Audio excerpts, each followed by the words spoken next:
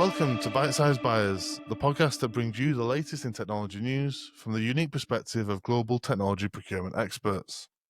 We're your hosts. I'm Sam Harris. And I'm Rayvon West. So join us as we delve into the most pressing topics in the tech world, offering insights and analysis that you won't find anywhere else. On this week's episode, we'll be covering the resurgence of private cloud, Taiwan investigating Chinese tech firms poaching talent, the future of agentic and physical AI, and finally, LLM providers, are they on the cusp of an extinction phase? So without further ado, let's get into it.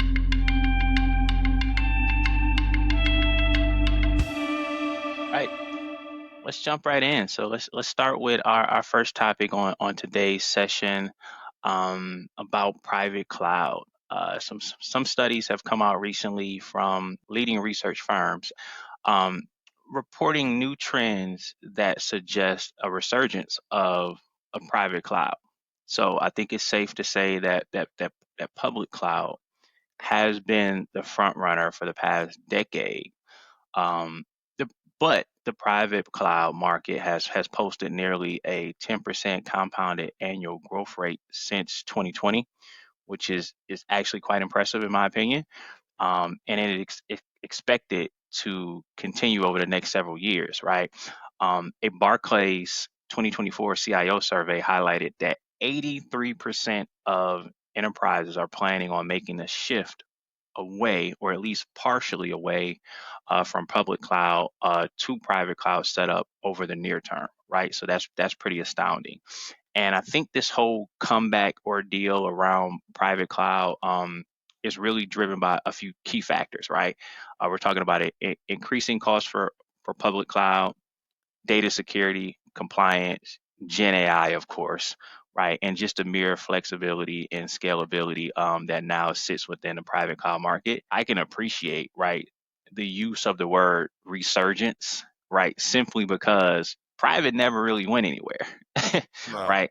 It's always there. I think just the dominant force of the big three in a cloud perspective um, was so polarizing, right, within a market that it kind of minimize the private cloud. Yeah. But look, when you think about increasing costs, right, like that has been a point of frustration for many organizations for the past few years, right? So that seems Yeah. natural to kind of make enterprises want to pivot back to the private side of things. Data security is always a mainstay issue. Compliance, generative AI within itself has given rise to a variety of new infrastructure and security related considerations. So it certainly seems warranted. And then the flexibility and scalability now that private cloud can offer that allows more Yeah. customizations based on unique environments is certainly encouraging organizations to say, hey, look, let me take back a little bit of my buying power and my leverage, right, to go back to my multi-cloud environment, which in most Yeah. cases is operating under a private cloud.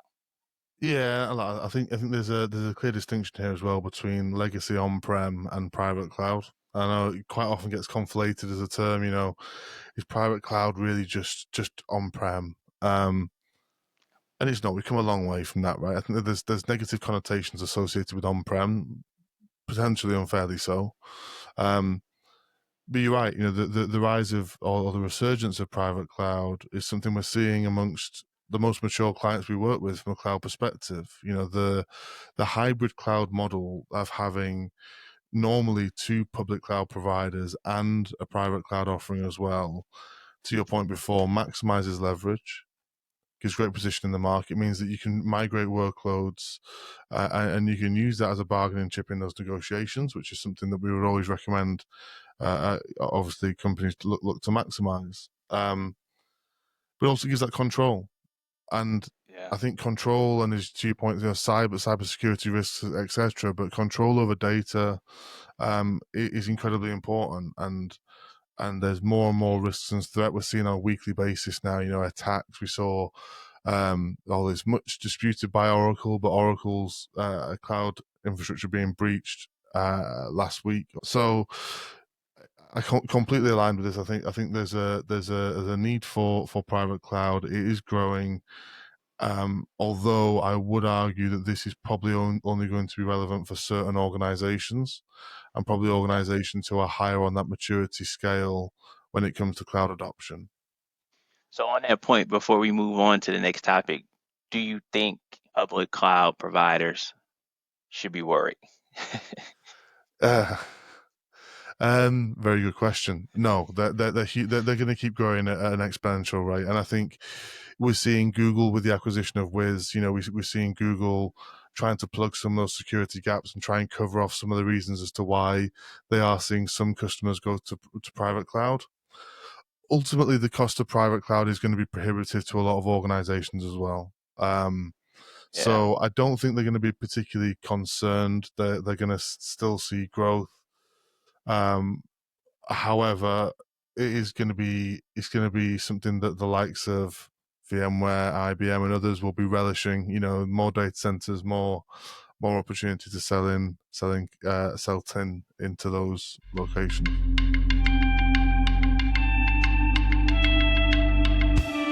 Okay, so the second story today is around Taiwan and the investigations into Chinese tech groups suspected of poaching talent, particularly in the chip market. Um, and this isn't anything new. This is something that's been going on for a number of years, and obviously is linked as well to the geopolitical tensions between China and Taiwan in terms of this being announced. But it's something that happens across the tech industry, right? We see poaching. We've had accusations in the IT services space between the likes of Cognizant, Wipro, Infosys, etc., at very senior levels as well as at more junior levels. Um, it happens. I think the interesting line here for me and the angle I wanted to bring in on this was obviously the day of recording today, the 2nd of April, is Liberation Day, in the words of Donald Trump, and that's going to see tariffs, or is likely to see tariffs increased in a number of areas. And as of the time of recording, we don't know what those announcements and those tariffs are going to be. However, it is another signal here of how highly in demand the talent is in the likes of Taiwan and other offshore locations. Yeah. And if we see a retreating in terms of offshore usage from US and US companies, then that is likely going to free up capacity, especially in the likes of Taiwan, India, and other locations, South Korea. Um, Ultimately, does that potentially drive these organizations, these workers, into the arms of China? I'm not overly invested in this because I kind of look at it as it's a mainstay, right? It's part of what the industry is gonna continue to go through. I mean, let's be honest here. Like good talent, good quality talent is hard to come by.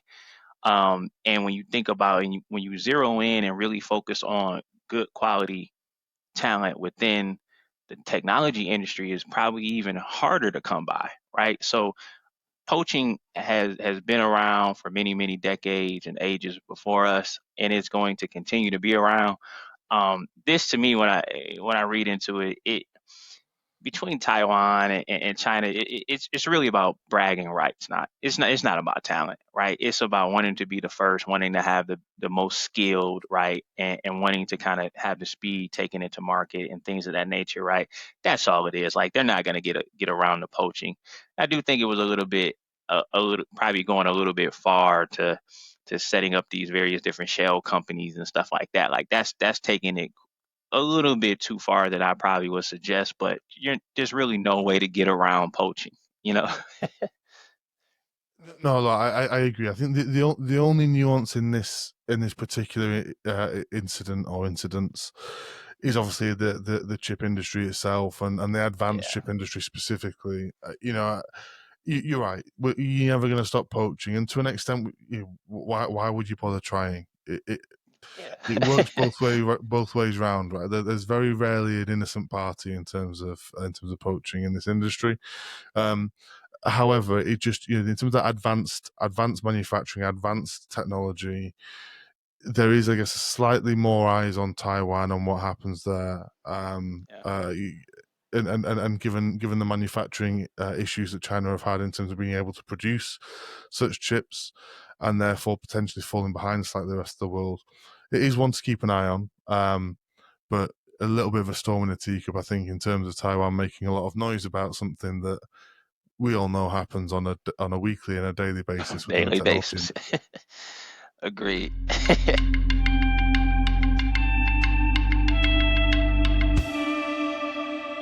Our next topic of the day, the future of agentic and physical AI.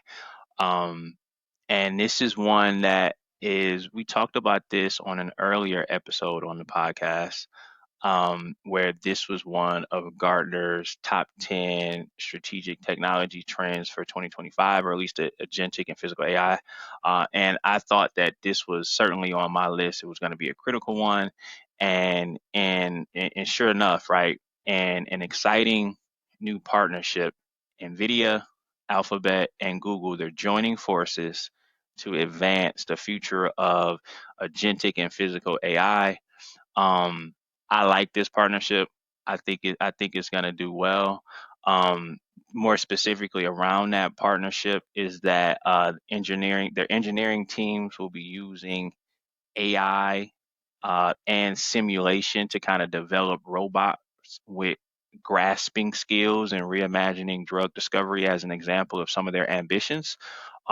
Because I think they're zeroing in on the manufacturing as well as the healthcare industry, which are two key areas I think that can really, speed the adoption of AI. And then more importantly, going taking it a little bit further is to power a lot of this research in the AI production efforts, right? Google Cloud are going to be among the first customers to really adopt NVIDIA's rack scale solution and server. So that's pretty big. And I think on the flip side, right, you have NVIDIA is going to be the first industry partner for that matter to adopt Synth ID, which for those a little bit unfamiliar, is a Google DeepMind AI technology that really embeds digital watermarks directly into AI generated images, audio, text, and video. Um, and I really like it, right? And I guess it's worth noting that this is more of an expansion rather than like a new partnership. I think these two organizations kind of go back to the early days of Android, um, and so it makes me feel good to kind of see this partnership develop. And I have Yeah, no vested interest in either of them. But in procurement, right, we talk a lot about leveraging relationships, and this just feels like a classic display of what a strategic partnership should look like. And that's yeah, what we preach day in, day out as it relates to procurement. So to me, it's exemplary and representative of a shared vision, right? And now they're taking it forward. So I like it. yeah. Look, I think it's an exciting advancement, right? It's two of the world's largest organizations combining once again, as you said. But my concern whenever I hear about agentic AI in particular is the ethical side of it, right? I know that Yeah. that's been touched upon as part of the announcement, and between the two firms, but I can't help but get away from that feeling of how that's being addressed. Whether that's the accountability and liability. So, who's responsible for the decision making I like process? the way you put that. I like the way you put that. Sorry to cut you off, but I really like how you put that accountability and reliability. Yeah, who is responsible? And if you look at, there's obviously there's privacy, there's security implications, um, but that ethical decision making that comes in as well. Now, Yeah. you know, trying to embed human values into an AI system, as we know, is very challenging and has proved challenging already. Right. Um, and until they are able to do that, and and and until agentic AI can therefore make decisions that would, I guess, align to societal norms, which, by the way, are different in every region of the world. So until it's at a complex level of being able to make those decisions in that way, um, I still have some concerns around the ethical side of this. But to your point, I think it's a really exciting advancement, and we're never going to solve those problems until we face them head on. And this is two of the world's largest and best equipped companies to face those challenges going into battle together and saying, okay, let's go and take on the challenge.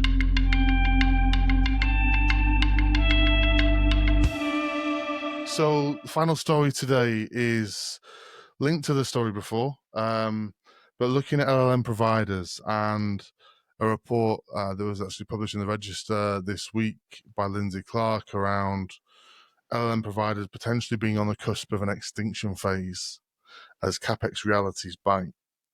And I think it's a really interesting perspective that's been put forward. In short, it's looking at, for example, if we look at what happened with cloud, and you see when cloud, and it was slightly different, but just bear with it for a second. Cloud came on the scene, was this transformational change.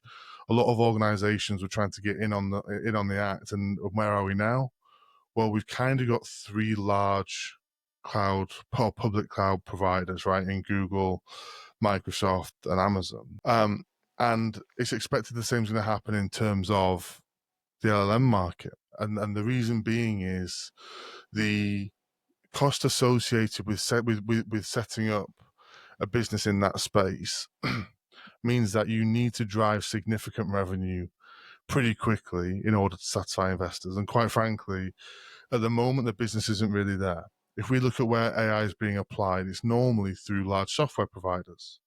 So we've spoken previously about Salesforce, right, with Agentforce, and a number of other Microsoft themselves, embedding AI into their products. And that's why we're seeing the uptake of AI at the moment, in organizations, not necessarily in using large language models themselves. And I think actually we're going to see far more value in the small and micro language models, performing tasks that are probably smaller in size and scope, but will add immediate value to a business process. As I reflect on it, I think you're right. Some of those little smaller LLM organizations, bite-sized ones, are actually the ones that are going to create the most movement. But to me, I look at this similar in a way, and it kind of tails on to a previous episode where we touched on how some publications and industry analysts felt that AI was losing its thunder simply because adoption was slow. And I think during that segment, I don't know if it was myself or you or both, but we beg to differ. I've always felt that AI, as you mentioned, was much like cloud. Um, when it sent shockwaves through the tech industry, right? And I think for cloud during that time, customers struggled initially with the concept of cloud, along the lines of what is it, where is it exactly, kind of thing. That was the main talk track around cloud, as adoption increased and accelerated. For AI, I think we're still in LLM. We're still in those very infancy stages, and from a public standpoint, from a market standpoint, and I think that customers are struggling to still figure out how to use it. And I believe the real race, or the real competition, lies in customers understanding how to use it, and from there, they'll be able to qualify and quantify the value, which will then lead to Yeah. rapid adoption, right? So once that happens, I think the market will see that mass consolidation and consumption across a handful of providers, like the big ones you name, like ChatGPT and et cetera, similar to dare I say, the big three in the cloud space. You see, the key difference I see here is that with AI, and when we say AI, let's be honest, we refer to generative AI largely here. But with the rise of Gen AI, there was a lot of early adoption. A lot of people, whereas cloud is a bit of a slower burn, at first. AI saw a lot of organizations say straight away, right, we've got a budget for AI. I want it. It's going to increase efficiencies by 20%. We're gonna be able to reduce headcount, cut costs, and then it's not been seen. And I think that's starting to create a dip in confidence, because the CEOs and the COOs who were promised the world aren't seeing it on the balance sheet yet.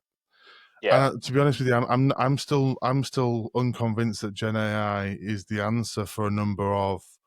Sorry, when I say Gen AI, there I refer more to the large language models and the generative chatbots. But I still struggle to see how they are the answer for a lot of organizations. And the reason I say that is Where we're seeing strong success with organizations using AI is on specific use cases Yeah. whereby it's a repetitive process that can be delivered by AI. And I've talked previously on previous episodes around the issues we're finding with, junior development, the likes of developer for software Yeah. developers writing code. But that's where we're seeing the successes. And I'm not sure that in their current form, that Gen AI chatbot models are that useful necessarily en masse for large organizations. I think they're far more useful for individuals to supplement their work than they are in general for a whole organization to adopt and to take on, with a view to drive significant efficiencies across the business. But then to your earlier story, that's where I believe agentic AI is going to be different. Yeah. And that's once they get over those ethical hurdles, that's where we could see the large scale uptake.